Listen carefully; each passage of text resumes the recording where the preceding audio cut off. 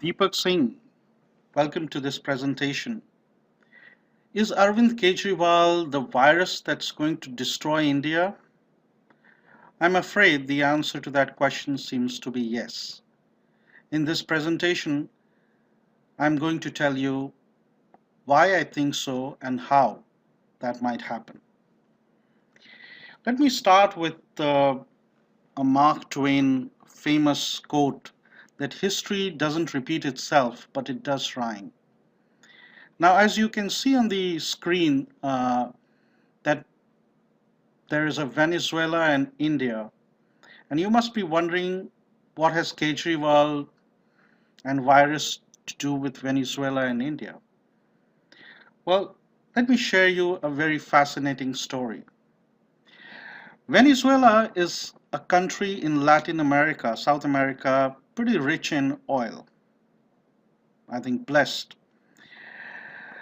And there is a very interesting history of this country, and what's the best part is that you can relate it to when you think of India.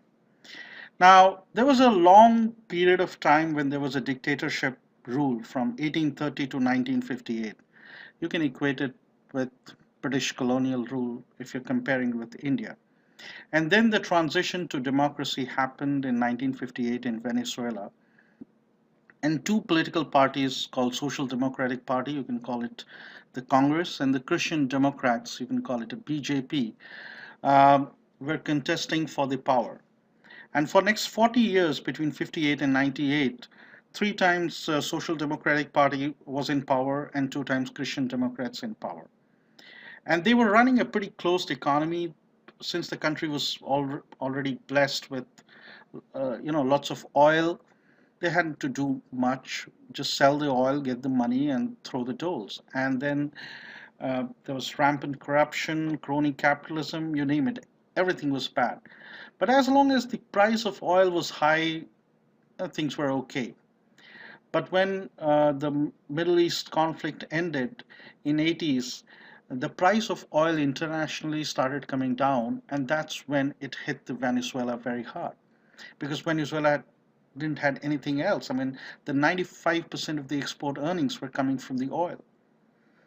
And so when the declining trend of oil prices and the spiking inflation and joblessness and rising poverty, it created an enormous social unrest in Venezuela. And that's what was called as the crisis of governance. And a new movement started there, a revolt by the military and the emergence of Hugo Chavez, which I call the Kejriwal of Venezuela. Now, he's also started a movement like India against corruption there in 92. Then people advised him to join politics, and then he fought elections in 1998. And here comes the amazing coincidence. He started as anti-politics. Then he won the elections in 1998 on December 6th, and in India, Kejriwal, the counting day was December 8th. So pretty amazing similarity. Hugo Chavez was just 44 years when he became president. Kejriwal is 44, 45. He came on the plank to end corruption and dream of a country free of poverty, and his victory was seen as a triumph of anti-politics. Everything applies to Kejriwal. And the middle class of Venezuela was so disgusted with that regime that they saw him as a messiah. And he also started with the same rhetoric. I'm here, not here for power. I'm the revolutionary, meri kya auqat hai, and I'm here to change the country. And whoever is not with me is the agent of corrupt people. And for Venezuela, since the oil was the main thing, oil was the main industry, and there were a lot of American oil companies involved, so everything was blamed on corrupt America, right? So anybody who is not with Hugo Chavez is with the corrupt America. So it's like anybody who's not with Kejriwal is with corrupt people in India. That's the kind of same rhetoric that's there. Uh, you, that's another thing. He was the man of television, like Kejriwal. Chavez used to have a weekly television show called Hello Presidente. He was in TV for equivalent of 50 full days during his presidency. So he was practically on TV every day, all the time, right? And this is like he was there on the television, and then you forget about the repeat telecast and the other stuff. And he used those programs to abuse people, mock people, insult people, and he radicalized the society by talking about all sorts of conspiracy theories that Jesus was with us and America is the most evil country in the world, and if your life is miserable it's because of America. And then he would announce his populist schemes, sack people, arrest businessmen, nationalize private companies. He used to do all that kind of things, and people used to clap and say, "Wow, what a great man!" This, just like what how people respond to Kejriwal nowadays, especially the people who are infected with the virus called the Kejriwal. And the same thing, sab chor hai, and everyone is the agent of America, and whoever is not with Hugo Chavez is the enemy of the state and is doing the betrayal of the country. And with this, he pushed the system, and these supporters were so brainwashed, so abusive that every dissenting voice, people who had a dissenting voice either left the country or they became the second great citizen in Venezuela. And that is why I get more scared when I see those radicalized ARP supporters, because I see a similar trend or similar pattern here. Again, a very amazing similarity. Hugo Chavez said this democracy is a sham. All this representative democracy and capitalism. It should be participative democracy. What is a participative? That the kind of cup type thing that people will decide what is good for their neighbor and locality. And do you know what this experimented resulted in Venezuela? That all these workers, political party workers, they started dominating all these cops, and they started furthering the agenda of the government in these local areas, and all the dissenting voices were crushed, and they kind of became the rulers in these local areas, and the and they started furthering their own political agenda in their local areas, and the rule of law was thrown out of the window, and individual liberties totally crushed. Now that's what the participatory democracy did, and I'm 100% certain that's what participatory democracy is going to do in, by this all this nonsense of Kejriwal. Now, what he did as a president. So when he became the president, he realized, since he was an outsider, that even after becoming president, he has no control in the oil, because there were other institutions of democracy on which he didn't have the power. So he tried to take control of it through various means, but the existing system was strong, and so he was thrown out. And and uh, and then he came back strongly because he then abused and mocked them pretty viciously, and people thought, no, Hugo Chavez is right. Like today, people say, no, Kejriwal is right. He is saying the right thing. All these, Ambanis and all these guys, everybody is stuck. This guy is Kejriwal is right. The same thing Hugo Chavez did. Now, here's a very interesting chart. What you see now, here's a country which exports oil. That means that every time it exports a barrel of oil, it earns foreign exchange. So every time the production goes down, it loses that precious foreign exchange. Now look at the chart on the screen, and you see that how consistently the oil production is declined in Venezuela. And the reason is very simple. There has been no private investment after the nationalization and the total control of Hugo Chavez. And today, that country is struggling because the oil prices are going down and the country cannot produce more oil, right? And the cost of producing oil has gone up because wages have risen because of so much of inflation is there in Venezuela that it's hardly able, to meet its expenses. And what's worse is that it says the Hugo Chavez says this is your oil, right? The oil is the country's oil. This is your oil, so luto. And so in Venezuela, you can get the world's cheapest oil. Now remember, every time they export oil, they make money, right? So if you waste that oil by giving it free to your public, so they are not going to value it. The use will be not efficient. People will use fuel guzzling vehicles, and nobody will maintain it. And that's precisely what happened. And today, it's so ironic that you you don't get milk in Venezuela, but the oil is free, right? You can get oil in a country where the population is like 29, 30 million. um, Only 779 cars were sold, 722 cars were sold, vehicles were sold last month, right? So there is oil, but there is no incentive to make vehicles by the businesses. Then, as the Mr. Hugo Chavez was ruling, the electricity prices were going up. Like, Kejriwal saw that this thing, and he said that these guys are evil, so let's nationalize the these power companies. And he nationalized the power companies, and he said that there will be no increase in electricity prices. So what has happened is, in a country where inflation is 50%, 60% consistently for for last 4 or 5 years, so electricity is turning cheaper because there has been no increase in the electricity rates. People virtually pay like $1 for that minimum use, so nobody even turns off the light. And what has happened? The It is in deep loss. There is a huge debt on the power company. The power company is not making enough money to even pay wages. Forget about maintenance and investment in the grid.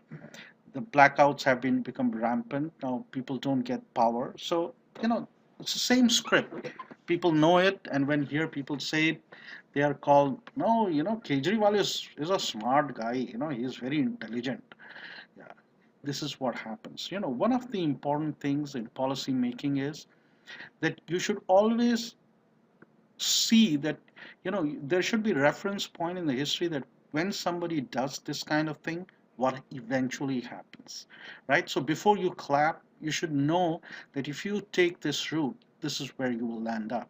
So yeah, I mean, you can get a free electricity and you don't pay any money, but when eventually there will be no electricity because there is no money left with the company to invest and upgrade. And without investments and upgrades, things quickly deteriorate and go out of hand. So, poor people can clap all that they much want, and even bright people can clap as an ARP supporter, but that's what the country will eventually head to. Then Hugo Chavez became the job and the food provider. Everybody started working for government, and he promised more jobs from the government. He started some innovative schemes, Motherhood Neighborhood Mission, and gave free doles like $280 a month, a cash benefit, and handouts. There were state-run grocery stores where things were like 50%, 60% cheaper than what private parties can sell. So there was no incentive for the private parties to sell, right? If let's say something is selling 70% cheap, why will somebody make and sell it at a 70% expense? He will not make it. He will eventually stop it. And so what happens? There will be your domestic production will decline, and then you will have to eventually import everything and sell at subsidized rate, right? And then the population, if it gets everything free, it has no incentive to work, right? Because I'm getting everything free and subsidized.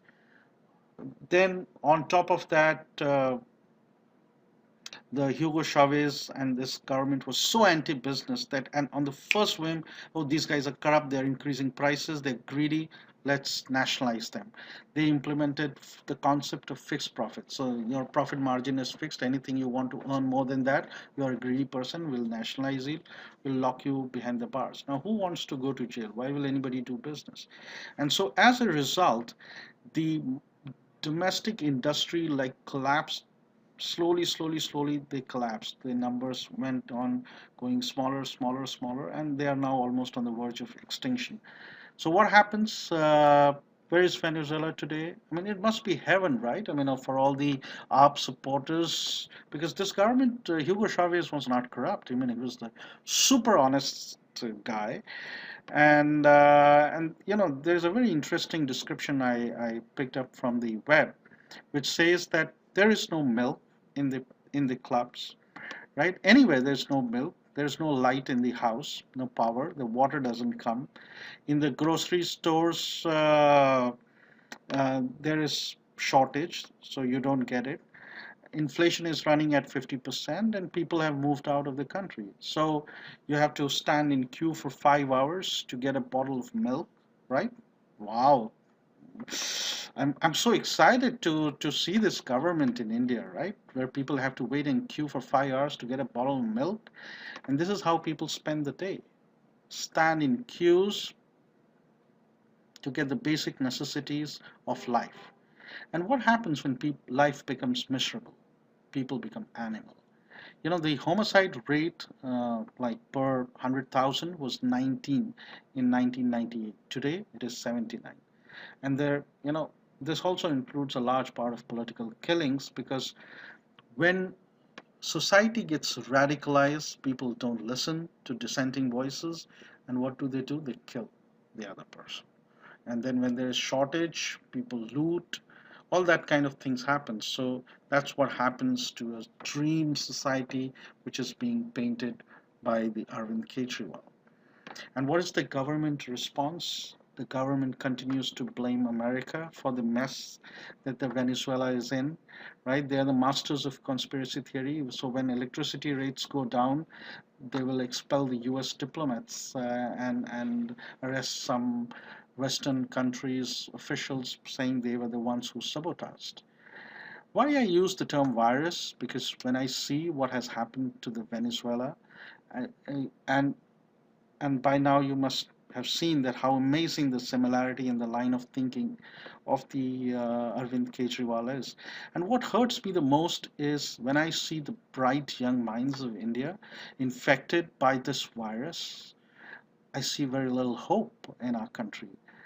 And here's my small suggestion for all the people who are very excited with ARP ideology.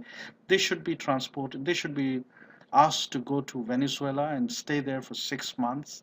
And then they will understand that, you know, that where Kejriwal virus is taking the country to. There is no corruption in Venezuela. There is only misery, right? And that's why, you know, my political vote is for Narendra Modi, because he believes in getting the job done, create opportunities, increase supply, so that people can afford everything, and things are in hands of people. We do not want a leader like Manmohan Singh, who always found excuses for why things are not getting done, to a leader like Kejriwal, who does not need to find excuses. He can just blame anybody, and you'll have to believe it, right? Everybody is chore, everybody is thug, and हम देश बदलने आए हैं, हम तो ये नहीं है. I mean, the way he talks is so full of himself, and I feel sorry for people who get inspired by such kind of crazy nut. I mean, but anyway, when people have right to be inspired by anyone. My objective of making this presentation was to highlight that which dangerous path the country can be on if we get infected by this virus. In a fight against corruption, it is easy to lose focus. The main point is to get the job done. I hope you found my presentation useful. You can send me your feedback to deepaksingh@gmail.com. I have not exaggerated in my presentation. I have just put across very simply that what has happened in Venezuela, a very similar thing is happening in India, and for God's sake, we should not take that road. Thanks a lot for listening. Bye for now.